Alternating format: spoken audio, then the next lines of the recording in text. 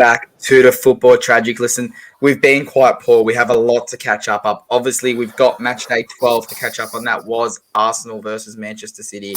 We have all of Matchday 24, which we will skim through some games as that's a bit more in the past than what we like. We'll then talk about each game in Matchday 25, and then we'll wrap it up with the Carabao Cup review, and I'll get Baxter's thoughts, and I guess if he thought it was a fair fit on that, a fair result on that, because I've just got my voice back, so I am ready to talk about those games. But let's kick it off again. It was match day 12. It was Arsenal 1, Manchester City 3. This game, Baxter, it was the game that everyone thought this is it. City's got it. Arsenal's bottled it. City's going to run away with it. We'll talk about it a bit later. They get dragged back. But what were your thoughts on this? Yeah, it was the face of reality. When we're at home, the City, we look good, really good in the first opening scenes. They score, we score, they score, and then they score again. Wasn't to put our heads down, but to sort of learn from this. City are a top team and probably the best in Europe going around, if not England. So anything to take out of this, it's all homework for us. And as you actually touched on, we moved onwards and upwards, and we sit currently back at first place. You have Man City as the best team currently in Europe? Well, that and probably Bayern Munich, for the past 10 years, they've been dominating their leagues in retrospect. So if you're going to dominate your league and for a consistent number of seasons, you're going to put them up there. Well, I mean, they've definitely dominated the league, but we still have to wait, obviously, for the outcome of that court case to come out to see if they were dominating the league or if there's a bit of dodgy business going on. But anything else you want to add to this game? Obviously, it was a Saka penalty in the a Kevin De Bruyne goal in the 24th, a Saka penalty in the 42nd, Jack Grealish in the 72nd. He seems to be getting a lot of big goals this year, and then obviously Erling Haaland in the 82nd minute. Is there anything you want to add to this? Or was it more so just City got you on the counter? City, because I look at the stats, they had 36% possession. They didn't really counter as much. It was just more. The first goal was a Kevin De Bruyne. He just was running. We sort of terrible back pass. Kevin De Bruyne jumps on it and tips the keeper. Our own mistake. So really, we had all the ball. Penalty was 50-50. We're going to take it. It was given, so take it as it is. VAR has been all over the shop with their calls lately. So, Jack Grealish puts it away. Here's a big goal for him, and then Erling Haaland to try and keep him quiet makes it 3-1. As I said, more homework for us. Well, I'm glad you talk about dodgy penalties because all I've seen over the last probably 3-4 days was how you were robbed of about 76 penalties against Leicester. So, like you said, one went your way, a few didn't, but we will get into that. But first up, it is match day 24, and I'm going to throw it straight back to you because it was Aston Villa 2, Arsenal 4 to kick off the round. Your thoughts on this game? I guess you did get your luck. You did bounce back. That Jorginho shot very, very, very late in the game. I think it was, just let me correct myself, in the 93rd minute. So it was 2-2, the 93rd minute.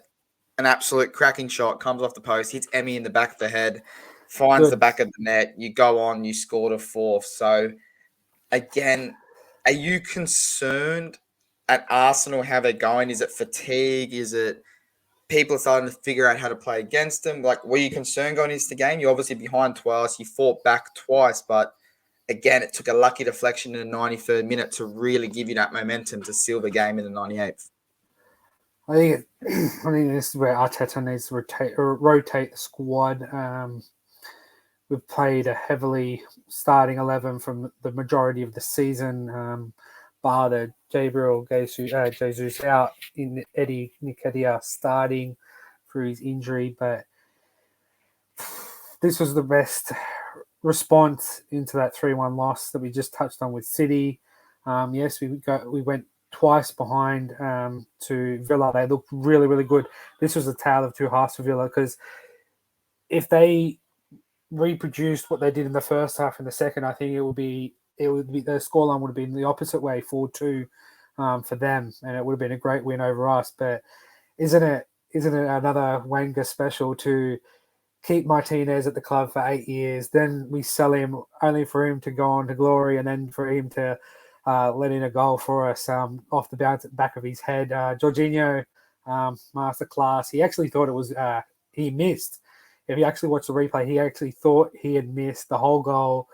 When it finally had clicked that it went in, he celebrated like it was his the Italians winning the World Cup, which he's never done it before. So, it is what it is. And then the last goal was just keeper goes up to try and make it 3-3, and it's a gamble, really. And obviously, they paid the price.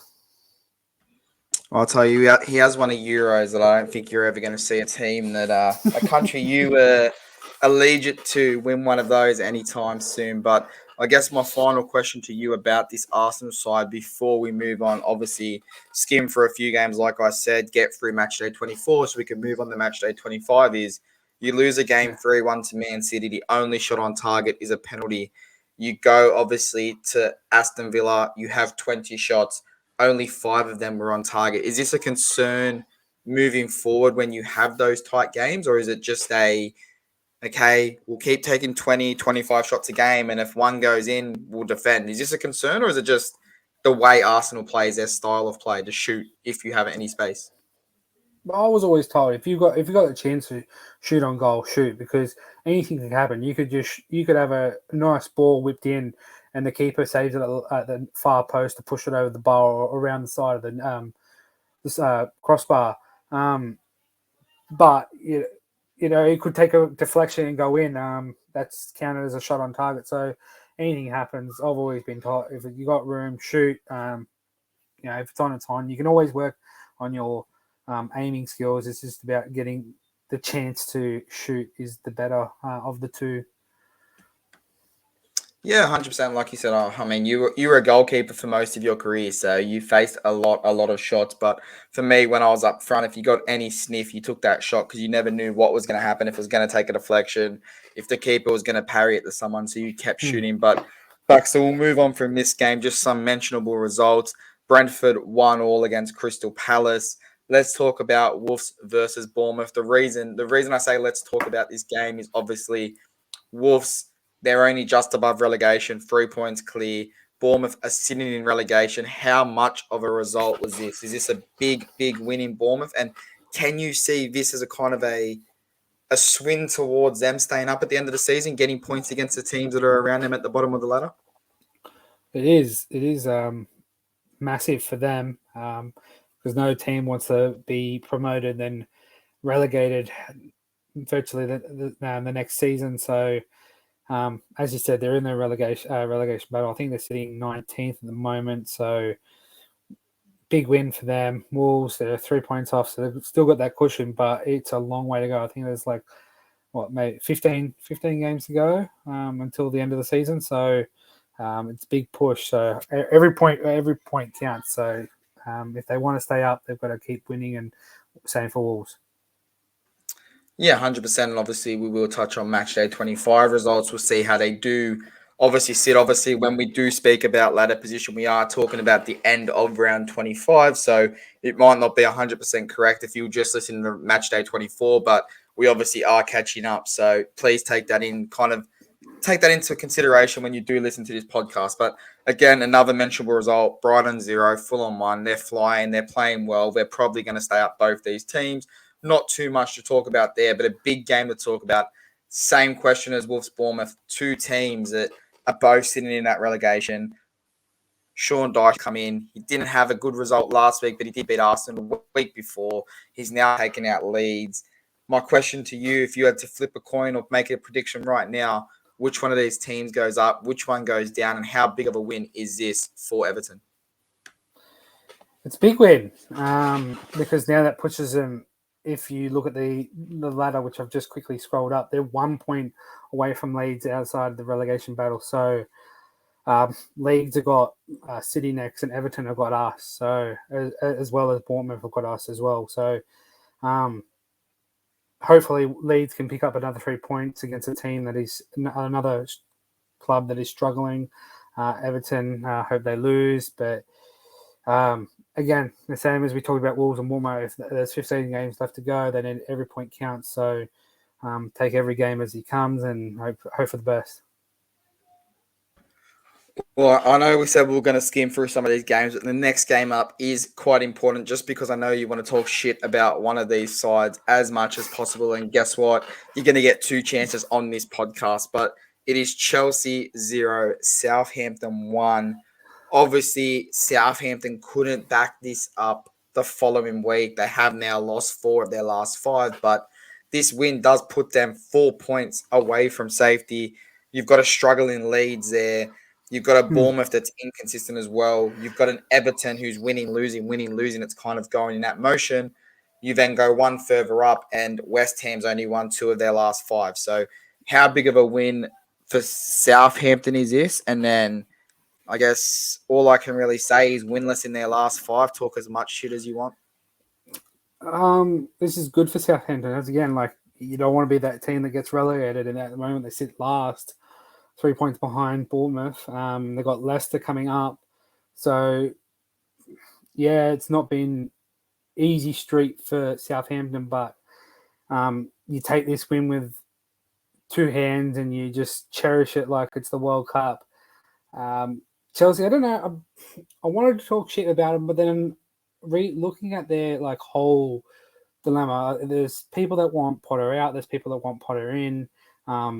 We always sit here and say, look at Arteta, and Arsenal gave him time when he was sitting, dead last after 3 rounds a few years ago, and we could have easily just sacked him and walked away. But now look at him, we're reaping the rewards. So, do Chelsea let Potter see this a year out? Maybe get a pre-season under him, and then judge him this time next year after all that. It feels like the club has bought players based on hype alone and not what he wants. I'm pretty sure if he got the tick for approval or the cross of disapprove of who he wants in or out of this club, I think there'll be a lot of players seen gone. But yeah, they've got 12 injuries. I think Liverpool play with 12 injuries every week, and they managed to put 11 out on the park as well. So Chelsea, I don't see them doing anything wonderful and magical at the moment. I'd love to hear Aaron's thoughts, but he's halfway across the world, so I hope he's enjoying his good time there. That is correct. Obviously, Aaron is in Dubai. That's why he's not joining us. Morty, well, he is a busy man. He's trying to renovate his house. He's trying to plan a marriage, a wedding. So I guess we'll let that one slide. But I guess the biggest concern for Chelsea here, like you said, how long do you keep Potter? You're 10 points off relegation now. In the scheme of things, that's massive because a lot of those points at the teams at the bottom, probably aren't going to pick up 10 to 12 points this year.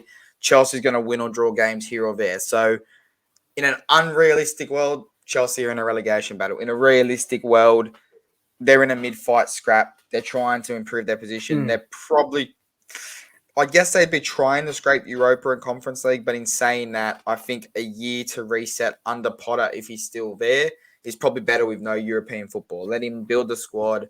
Let him see what he can do. They're going to splash the cash, so they're still going to get those players that they want, and we'll see what happens there. Now, as a United fan, sign him for life. I am loving watching this downfall of Chelsea. Sign him for life. Keep him there. Hopefully he gets them relegated, and then, you know what, Potter, go to another club because you've done your job. But from a footballing perspective, from a footballing fan, I think, like you said, give him... I don't think the season. I think if they get anywhere below 7 points from that relegation zone, you've got to get rid of him. You've got to move on. But you also have to make sure you have the right replacement. Learn from United, who have put manager after manager after manager that didn't work, where they could have gone after a decent manager. And I'm not saying they should have gone after Ten Hag 6 years ago, but they could have gone after Zidane. They went after Ole. They could have gone after someone else. They went after Ralph. Now they've got someone in charge, and we're reaping those rewards. So I think Chelsea has to be careful. But also, they had Frank Lampard, who had a transfer ban, who, again, that transfer ban got lifted just before the January transfer season. And I think they're only signing was because of the loan to buy clause they activated with Mateo Kovacic. So that was the only new player, and he managed to get that team fourth. He had no new transfers. He basically had youth alone, and he got fourth. And then he still got sacked the following year, midway through, because they didn't believe he could win them the Champions League, which they bring in Tuchel. It wasn't winning the Champions League though. He was sitting pretty. He was sitting in about 12th position when he did get the sack, so he wasn't sitting very pretty. Yeah, so but still, he managed fourth, so that should give you some runs on the board, some time, to buy. So if we're going off that, Potter should be sacked straight away because he's what? I'll just jump in back. So who knows? But this has just popped up on my phone. So you know what? Maybe it's Chelsea trying to offer me the job from the United Kingdom. Who knows? Maybe that's what it is. Maybe I've got a job lined up after this podcast. Maybe Chelsea's on the phone. They're going, you know what? He's talking shit. Let's see if he can do a better job. But Baxter, before we do move on, is there anything else you want to add about Chelsea, Southampton, respectively? Nah, just Potter. Chelsea signed Potter for life, and Southampton, I hope you stay up next year because I do not want to be watching you on beIN Sports.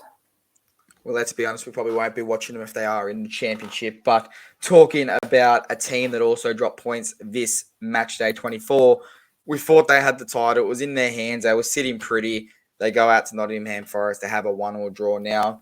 Like I said to you off air, I had made up a few different images that I was going to put because I thought I had to record this whole podcast by myself, and I didn't really want to be on screen the whole time because I was going to have a script I was going to read, and on that image it had Erling Haaland just kind of looking distraught, looking up to the sky going, what the fuck? And I think that sums up most of this game. He had two very clear-cut chances that he did butcher. So I guess to you as an Arsenal fan, is this kind of that, I guess, coming down from the hype of beating Arsenal, or is there's a lot of, not issues because they are sitting second in the Premier League, but a lot of things that still need working on at City? It was good to see. Again, another club goes to the Forest and lose points easily. Again, this was like they had a lot of shots going off. Only one really stuck. After the week, virtually they only played, I think it was like 3 days prior, and they come off this big win. I think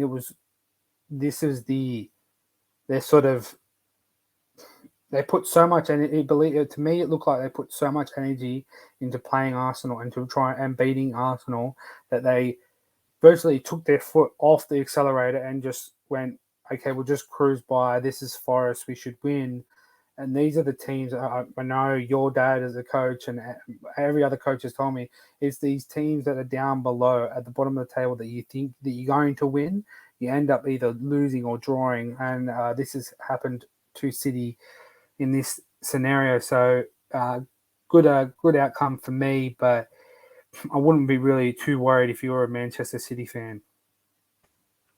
Yeah, 100% got to agree with you there. They are sitting second. They might, they might drop. United might catch them, but they're not going to sit any lower than third on the ladder come the end of the year in my eyes. But moving on, it was Newcastle 0, Liverpool 2. Not too much to take away from this game. They had a massive cup game to get ready for. The biggest thing, obviously, the Nick Pope red card. So 2-0 to Liverpool.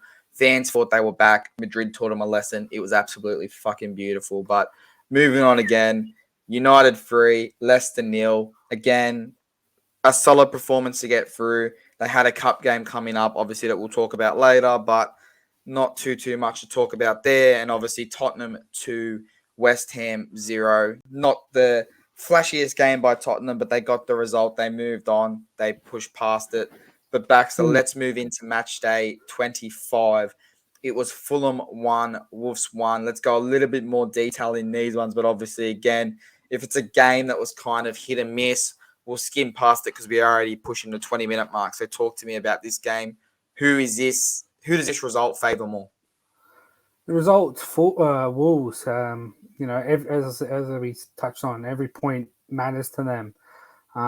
Fulham, this is points dropped. You sit at the moment 6th in the table, 3 points off Liverpool. and 2 points off Newcastle in fifth. So if you want to ensure a spot in Europe next year, you're going to have to get fifth, really, because whoever wins that FA Cup, whoever wins the FA Cup will really go to Europe.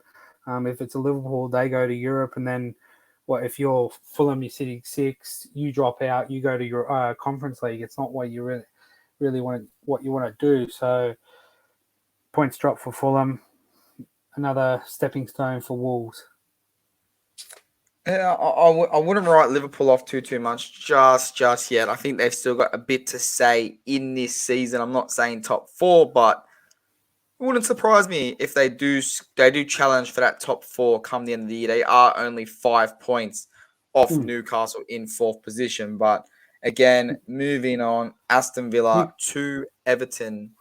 Newcastle are in fifth. Yeah, that's what I'm saying. Liverpool is only 5 points behind them. So, that fifth place, then they go another 4 points. They're only 9 points off Tottenham. And, we know what Tottenham can do when they get in a position where they need to win games. But more of that a little bit later. Aston Villa 2, Everton 0. Is there anything we really need to add about this game? Everton, you might want to have said, okay, I want to win. I want to get out of that relegation zone. But the work that you've done in the last 3 weeks, you're not too upset about this result, or are you upset more about this result, seeing you did beat the likes of Arsenal? This is a massive points drop for Everton if they want to get out of this relegation battle. They come off a 1-0 win last week, and now they drop points to Villa. This is a good response to Villa after their 4-2 loss to us. Really, this is early days with Sean Dyche. You could say it was not a fluke, but sort of a in the moment win against us. I'm not saying that it's, but I'm talking about an Everton fan here. But you just got to take each week and every game as it comes to the end of the season, and hopefully you're sitting 16th or 15th and well and truly away from this relegation battle, and Sean Dyche stays in the job for the long haul. I don't know how long he'll stay at the club if he does keep him up. I think he'll deserve it. But we all know that he survived a very, very, very long time with Burnley. So it'll be surprising to see if he can keep Everton up. Does he stay on with them? If they do get relegated, does he stay on with them? I think that's the telling battle to see what type of manager he is. Can he go down, get him straight back up? That's going to be the telling point in what Sean Dyche does next and how long he is going to be at Everton. But moving on, Leicester 0, Arsenal 1. They bounced back again. It wasn't the prettiest game on the scoreline, but I've got to say, I never sat here and said Arsenal was going to drop points here. Leicester didn't even have a shot on target. Better yet, they had one shot all game. So to me, you were always in control. I always thought you were going to get at minimum 1 point. I always thought you were going to get that breakthrough goal. You were going to score that goal. But again, I bring your attention to that 10 shots, 2 on target. So in your last 3 games, 1 shot, 2 shot, 1 shot on target. We're starting to see a trend here. And if you're only having 1 or 2 shots on target against Edison, De Gea, which obviously you don't play again, I'd love to say Kepa, but Chelsea, everyone seems to score goals these days. But again, is this becoming a concern, or are you more happy with the performance that Leicester had 0 shots on target and only 1 shot the whole game? Nah, I'm not really worried because this is the game where I've previously touched on where we needed to sort of rotate. We did. We started Trossard up front. He's not a natural striker, so I'll give him some leeway in that. He did score that cracking disallowed VAR goal that was rightfully so, but yet then, Saka's taken down in the box. VAR doesn't even have a look at it, and it's sort of dismissed and not worried about. So, yeah, we sort of changed a few positions here. Sort of kept the midfield and defense sort of rock solid, but up front, I think we sort of moved everything around. Yeah, you got to give him some leeway, Trossard. So you talk about rotating. You talk about rotating. Besides Trossard being up front, you had Martinelli, you had Saka, you had Xhaka, you had Jorginho, you had Odegaard, you had Zinchenko. if you're watching the game, there was for a period of time where we put Saka and Martinelli across from the other side. It was a bit of during the game. There were moments where we sort of moved pieces around where Saka was on the right to begin with. On the paper, he's on the right. And then he was up top. Then he was out on the left. And then But is that really rotating? Like he didn't rotate the squad like Arsenal's needed the last couple of weeks. He just rotated positions of his starters and obviously played Trossard. Like he didn't really rotate the squad, so they haven't really been rested. Well, we got bigger fixtures coming up. As I said, we got Everton, we got Bournemouth, and then we got Europa League in Sporting away first leg. So maybe we see this week coming. He brings out a different squad. Really, on the right hand side, I don't think anybody but Saka's going to start. The left side, you got Trossard, Martinelli, but we do gain back a big game with Jesus back. So hopefully he, finds that rhythm, finds his feet again, and continue scoring goals for us. So he's heavily missed. I know we have, Eddie and Nketiah, and people are going, oh, we don't need a new striker, but once you get found out, you're basically like a Rubik's Cube. Once you solved it, you're basically useless. And I'm not saying any Nketiah is useless, but he's not a starting striker, for my opinion. I've got to agree with that. Now, I don't think we'll see Gabriel Jesus, to be honest, until after that international break, which is obviously 6 fixtures away. Now, obviously, only I think 4 of them are in the Premier League, 2 of them are in the Europa, like you said, against Sporting. But I just maybe throw him on in an under-21s match here or there, give him a little bit of time there, use him as an overage player and see how he goes. But like you said, that is a massive, massive back for the back end of the season. But moving on, it's West Ham 4, Nottingham Forest 0. Talk to me about that. This is the best response you can get when you go down to Spurs away, at home to your what do you call it, the London Stadium. It was a good result. Nottingham Forest, they're just grinding out the gears and they're just trying to stay afloat at the moment, sitting 13th with 25 points. If you really look at it, they're only 6 points away from Chelsea. So in a realistic world, I think they stay up. In an unrealistic world, I see them going down. But as I said, take each game as it comes and do your best. Not hope for the best, but do your best. And even if it is a point here and there, they'll surely get you enough to stay up. Yeah, 100%. Now, I do think Nottingham will stay up. If they don't, they're in very dire straits after how many loans and signings they did make. Obviously, Bless you. Thank you. That's been coming for about 20 minutes, so I've done well to hold that back. But we will jump a little bit out of order here because I just want to obviously touch on Manchester City 4-1. I don't think we have to go into too much about that. No. City came out. They righted their wrongs from the last match. They dominated. They put away a result. But let's talk about one other game quickly. It was Leeds 1, Southampton 0. A massive relegation scrap. Dropped points by Southampton does have them sitting rock bottom. A win for Leeds does take them out of the relegation zone. So is this more like you've been saying you need to win these games? There's 14 games left, or is there more to look into here, losing games to Leeds, but obviously beating Chelsea? Yeah, it's just, as I said, you got to take every game as it is, and you got to fight for every point that you want. You're not always going to get what you deserve. Now, Southampton may have been deserved all 3 points, but Leeds ain't going to give it to them easily. So, and the results showed that 1-0 Leeds, and now they're sitting out of the side of the relegation zone. If the season was to be stopped right now, Southampton playing championship football next year, and along with Everton and Bournemouth. So really, you need to do everything that you can to get every point that you possibly desire and want to stay up in the Premier League. So unlucky Southampton, and good on them, Leeds. Fuck Leeds. I hope you go down. But obviously one more game we are going to kind of skip over because I look at this and it's Crystal Palace 0, Liverpool 0. And I'll be honest, Borgie, we've spoken about him a fair bit on the pod in previous years. He is our delusional Liverpool fan, and he got a pop-up message. I think it was about 2 hours after the game finished, and it had watch the highlights of Crystal Palace versus Liverpool now, and his reaction was there were no fucking highlights. What highlights? So we're not going to talk about this game, but we're going to talk about Tottenham 2, Chelsea 0. More misery on Chelsea.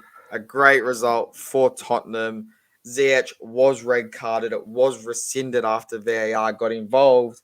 It was for a slap, a touch, whatever you want to call it, on the face. So I guess my question to you is, Tottenham, can they hold on to the top four with results like this? Chelsea, is relegation realistic? And then obviously the little slap we saw Casemiro suspended for 3 games again, rightfully. I agree with it, for grabbing someone around the throat, pulling him away and then letting go. We come back a bit closer to home and we look at the Sydney derby, and a Wanderers player sent off for barely slapping someone on the face, and then we see Ziyech slap one across the face, and VAR goes, yeah, you know what, it wasn't rough conduct enough to send him off. So did you think it was a red card? And obviously, like I said, the Tottenham and Chelsea questions. Oh, I didn't think it was a red card, a yellow card at best. Like, Because surely any contact to the face is a red card. That's how we've always grown up playing. Well, if you really look at it, it's punching and striking and jumping. If you do so or attempt to do so, it is a red card. Again, my perfect example for everybody that wants to know, it's the Paul Scholes incident. He's running away from the player with the ball, defenders after him, and he takes a massive air swing and luckily does not connect with a closed fist and still gets red carded. So that's just basically an example. Now, like, judging from that, like, that's a true red card within the laws of the game. I didn't really think this was a red card, but if it was a red card, I'm not sitting here and going, oh, it shouldn't have been a red card. Rah, rah. I think it wasn't really a red card, but nor would I be upset if it was. Yellow at best with the circumstances that played out. Tottenham, well done to see that you can hold on to a 2-goal lead. I wouldn't trust you with my dogs, but Chelsea, in an unrealistic world, I hope you are playing championship football and other teams not, but I don't think you're going to go down with the caliber of players that you've got at your disposal or who are available at your disposal. So, now more misery for Chelsea. Well, I think what actually happened is it went up to VAR, and VAR said, fuck him, it's a red card, but let's make him suffer and play this week and next week and the following weeks after that, because he would have been off for 3 weeks. And, well, maybe let's let him suffer, unlike how lucky Joao Felix was. But obviously, shout out to Felix. He does get Chelsea's goal of the month, given it was the only goal they scored that month. So, massive shout out to him. Massive shout out to Enzo Fernandez. He gets their assist of the month because, again, it was their only goal of the month. So congratulations to those 2 players. But obviously we're going to quickly go through one more game. It is the Carabao Cup final. When I say quickly, I think my computer has about 10% left and I have no idea where the charger is. So Baxter, if I do disconnect, just kind of sign off the show, and then I guess, I don't know if you have control, so probably just leave and it should finish the recording, or we've done this for nothing. But let's just move into it quickly. Your Carabao Cup champions, it was United. Now, I was down at Scruffy Murphy's, our supporters club pub that morning, sorry. Very, very sleepless morning. We're up at 1:30. We headed in. I was there with a few of the other boys from Pubcast. I was with Man Cave United. I was with IFT. I was with Bozas. A massive shout out to Mark Bosnich. He came down and watched that game with us. Cracking photo with him. But besides, I guess, Rob from IFT taking his shirt off and dancing on a table when we're up 1-0, you didn't get to see that. So what was your highlight of the match? Because I think taking away the trophy lift, that probably was my highlight of the match. But obviously for United, it is a small trophy. We're gonna enjoy it as fans. It's been 6 years. We break that drought. We move on. But what was your takeaway on this 2-0 result against Newcastle United? Look, you got to take it where it comes. It's a final, and you're in it. So yeah, you didn't really have too much trouble on the ball. I didn't see the man without his shirt on. I wish I was. It would have been good to see. It was funny to see Mark Bosnich there repping the United, even though he played for Chelsea for a little bit. So I think he just wanted to be as close to a trophy as possible for Chelsea's sake. So it was just funny to see that. And again, Harry Maguire lifting the trophy, mate. You've done nothing all this cup run, all this season, and you still managed to lift the cup. Before we talk about Big Harry, that's disgusting that after 5 games with Chelsea, you say he played heaps with Chelsea, and he played 5 games with them, 3 games with us, but we still claim him on his own. So he played more with Chelsea, but right. Yeah, but he was there. Oh, sorry, that's a lie. Actually, sorry, I take that back. His first appearance was 3 games. Then he played 23 games. So he played 26 games. Majority of his career was at Aston Villa. But he's a worse turncoat, and he just picks United again. While we're talking about Mr. Harry Maguire, if anyone wants to buy our signed armband by the man himself, Harry Maguire, it's just gone up in price because it's now touched. It's a man that's now touched Carabao Cup trophy. It's now worth 1 penny. It's worth you know what? It's worth 1 more penny than when I got it signed in person. So, I mean, I'm putting it out there for anyone who wants to own an England representative, a Carabao Cup champion. You'd have to pay me to take that armband off you, and I would just put it in the bin straight away because that's all he's worth. Again, good all around. Unlucky that Nick Pope wasn't there. I think maybe he could have done a bit better in goals. Not to say the keeper was at fault for any of them, if not all. It is what it is. I'm not going to say it's a little trophy. It's a recognisable large trophy inside of England. You won it. It is take away. Maybe they should have given it to Newcastle because I hear rumours there was a Dutch baldy giving money under the table to some referees, but that's all speculation at the moment. Well, you know what? That Dutch baldy should be asking for a refund because we definitely didn't get any favours in that game. Newcastle not showing up was probably the biggest favour that we got, but obviously it was a bit fun, obviously walking past Cheese Bar in the city where all those Newcastle fans were lined up, but I've got to give them massive props. That bar, I got to Scruffy's at about 1:40 in the morning and Cheese Bar was absolutely pumping. I've seen stories. It was from 12:30, 1 a.m. It was pumping.